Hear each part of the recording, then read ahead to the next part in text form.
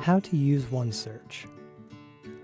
OneSearch is a tool that searches almost all of the resources available in the Emory and Henry Library. It's a great place to start your research. Just keep in mind, it may not be the only tool you need to find. Start on the library's homepage.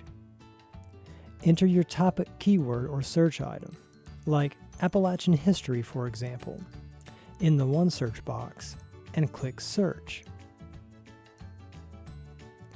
In the results, you will notice lots of different types of resources: videos, books, periodicals, and academic, often called scholarly, journal articles.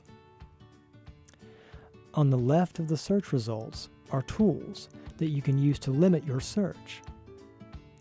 Notice the default search is already limited to what is available in the library. You can also limit by type of publication or date range. When you click on a title in your results, you will see more information about the resource. On the left, you will see how to access the full text of the resource. This page also has the information you need to cite the resource.